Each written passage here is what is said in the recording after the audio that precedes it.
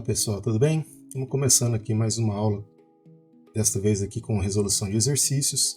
A gente vai começar com a parte básica ali de cinemática, então a gente vai progredindo aí nos assuntos relacionados à parte de cinemática até chegar ao último tópico que a gente viu relacionado a esse conteúdo. Então, bora lá resolver alguns exercícios.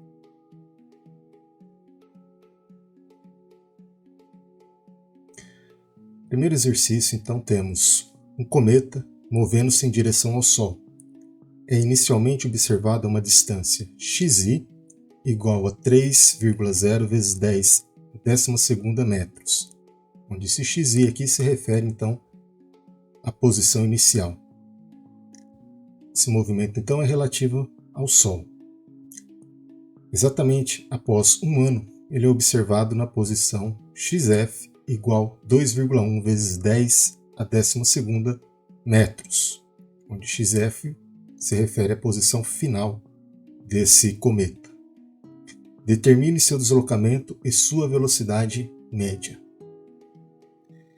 Bem, a primeira coisa então que a gente precisa fazer em um problema é definir então as variáveis que estão relacionadas ao problema em si. Primeira coisa, então, a gente vai verificar aqui quais são as posições que foram fornecidas para a gente. A posição inicial, xi, 3 vezes 10 a 12ª metros. A posição final, xf, que é igual a 2,1 vezes 10 a 12ª metro. Isso significa, então, que o cometa deve estar se aproximando, já que a posição final ela é menor do que a inicial. Bem, temos também que escolher os tempos relacionados a esse movimento, o tempo final e o tempo inicial. O tempo inicial vai ser 0 segundos, é o tempo que a gente começa a contabilizar relacionados a xi. A gente está adotando aqui em segundos, porque vamos trabalhar no Sistema Internacional de Unidades. E o tempo final. O problema fala para a gente que o tempo final é 1 ano. A gente vai converter então esse 1 ano para segundos, que vai dar então 3,16 vezes 10 a 7ª segundos. Para calcular então a velocidade média que é solicitada no problema, a gente vai então utilizar a definição de velocidade, que é a razão do espaço pelo tempo, ou seja, ΔX por ΔT. Nesse caso então a velocidade média, que é ΔX por ΔT, vai ser ΔX é a posição final menos a inicial.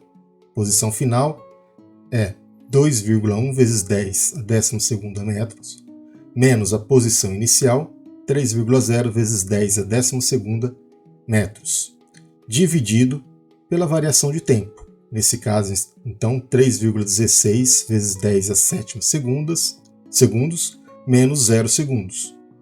Realizando, então, esses cálculos, a gente vai chegar numa relação aqui de menos 2,85 vezes 10 a 4ª metros por segundo. Então, esse daqui então é a velocidade média. Lembrem então que esse negativo que eu tenho aqui no final da minha resposta, ela só está relacionada então que a velocidade está no sentido contrário ao movimento em direção ao Sol. Tá? Então, considerando ali o Sol como sendo a posição inicial ali, tá? E o movimento relativo do cometa em nossa direção, consequentemente, então, esse sinal é negativo. Ou então eu posso converter também essa velocidade aqui para quilômetros por hora. Convertendo ela para quilômetros por hora, eu vou ter menos 102.600 quilômetros por hora, que é uma velocidade aí relativamente alta para esse cometa. A questão número 2 temos: normalmente você gasta 10 minutos para percorrer 5 km até a escola em uma pista retilínea.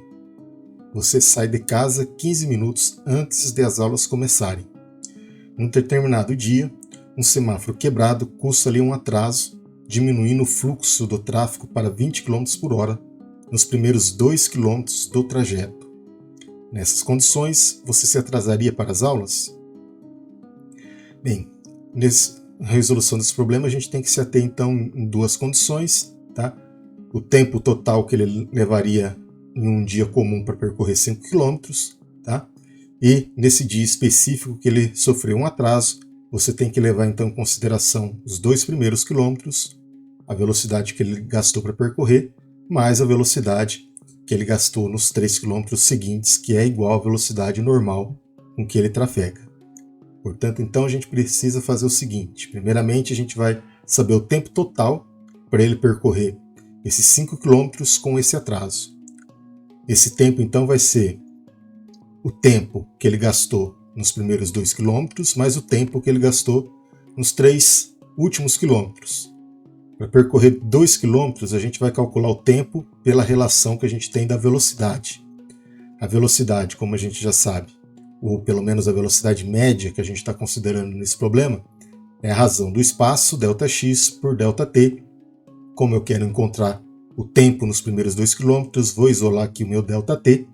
Sobra então ΔX sobre a velocidade média, o que vai dar para a gente então 2 km dividido por 20 km por hora, que vai ser igual a 0,1 hora, ou convertendo isso daqui para minutos, teremos igual a 6 minutos.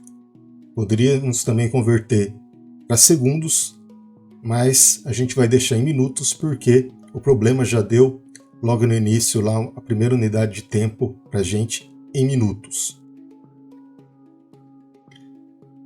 Agora então a gente precisa saber qual que é a velocidade que ele desenvolveria em um dia normal para a gente poder calcular utilizar essa velocidade para calcular o tempo nos 3 km finais. Para isso então a gente vai fazer o seguinte: vamos pegar então a velocidade usual, que é o que a gente quer determinar, achando ela pela variação do espaço, pelo tempo que ele gasta em um dia comum. Ou seja, para ele percorrer 5 km num dia comum, ele gasta 10 minutos, o que implica então que a velocidade dele usual é de 0,5 km por minuto. Como o tempo que eu quero obter já é em minutos, eu não vou perder muito tempo e ficar convertendo isso daqui, porque eu já vou obter na variável que eu quero no final.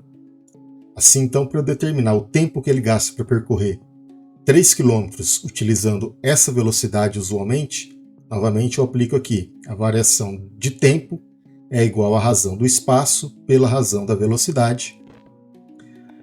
Em razão da velocidade, o que vai dar para a gente então que para uma distância de 3 km que ele tem que percorrer uma velocidade de 0,5 km por minuto, ele vai gastar 6 minutos.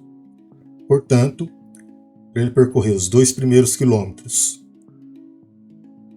que ele gastou 6 minutos, mais o tempo para ele percorrer os 3 quilômetros finais, que também são 6 minutos, o que vai dar para a gente então um tempo total de 12 minutos. Sendo que ele saiu com uma antecedência ali de 15 minutos, significa então que eu não vou ter atraso em chegar à minha aula, apesar de ter essa redução da velocidade usual do tráfego para a escola. O nosso terceiro problema, então, temos: você corre 100 metros em 12 segundos. Faz a volta e retorna trotando 50 metros em direção ao ponto de partida em 30 segundos. Calcule, letra A sua velocidade média de percurso, e B, sua velocidade média para todo o percurso. Bem, então a gente precisa entender aqui o que é solicitado nesse problema. Então você vai estar correndo 100 metros e depois que você correu esses 100 metros, você vai voltar ali com uma velocidade, obviamente, mais lenta, percorrendo esses 50 metros na mesma direção com que você partiu. Se você quer, na letra A, aqui, calcular a velocidade média por todo o percurso, você tem que levar em consideração toda essa distância que você percorreu, os 100 mais os 50 metros. Já na letra B, se você quer calcular a velocidade média do percurso, então você tem que saber o quanto que você realmente se deslocou em relação à sua posição original. Ou seja, você andou 100 metros, mas você voltou 50 metros, significa que o percurso útil percorrido foi somente de 50 metros. Então, para resolver esse problema, primeiramente na letra A velocidade média então vai ser igual à distância percorrida pelo espaço total que você percorreu. Como a gente já sabe, então, a velocidade média vai ser o espaço pelo tempo, tá? O espaço total, ou seja, a distância percorrida, S, vai ser igual a S1 mais S2, nesse caso, os 100 metros correndo mais os 50 metros de trote, que vai dar uma distância total de 150 metros. O tempo total, então, desse percurso é o tempo que você gastou para percorrer cada um desses intervalos de espaço, ou seja, os primeiros 12 segundos mais os 30 segundos dos últimos 50 metros, o que vai dar um tempo total de 42 segundos. Dessa forma, então, com esses valores obtidos, a gente vai determinar então a velocidade média que você percorreu. Então, a distância total é de 150 metros, dividido por um tempo de 42 segundos, o que vai dar uma velocidade média de 3,57 metros por segundo. Já na letra B, então, para determinar então a velocidade média por todo o percurso, tá? Ou seja, a distância líquida que você percorreu, ou seja, os 100 metros de ida mais os 50 metros voltando, para você poder determinar essa velocidade de ali. Novamente, a velocidade média vai ser a variação do espaço, ΔX, pela variação do tempo, ΔT. Nesse caso, o deslocamento líquido, ΔX, vai ser o x final menos o inicial. Nesse caso, então, onde eu tenho a posição inicial, que eu parti de zero, e a posição final, ou seja, minha ida e a volta, eu estou a 50 metros do meu ponto de partida. Então essa seria a posição final de todo esse percurso, ou seja, deslocamento líquido desenvolvido ali nesse movimento. A velocidade média, então, é ΔX por ΔT, ou seja, a x final, 50 metros, menos o inicial, que é 0 metros, dividido pelo tempo total que você gastou para percorrer essa distância, que foi de 42 segundos. Calculando, então, a gente vai encontrar uma velocidade de média de 1,19 metros por segundo. Veja, então, que nesse problema a gente está calculando aqui a velocidade média nos dois casos, mas para cada situação aqui, dependendo do contexto que você quiser abordar, você vai ver então que é possível se obter velocidades distintas de acordo com a análise que você estiver fazendo desse tipo de movimento. Bem, pessoal, essa então é a primeira aula com exercícios resolvidos, tá? Haverão outras que ainda serão publicadas no decorrer ali do período. Caso vocês tenham alguma dúvida ali com relação à resolução desses exercícios, é só entrar em contato comigo ali por um desses meios de comunicação que eu estou deixando para vocês aí na tela, tá? Espero que vocês tenham aproveitado, eu agradeço a atenção de vocês e a gente se vê então em uma próxima aula. Até mais!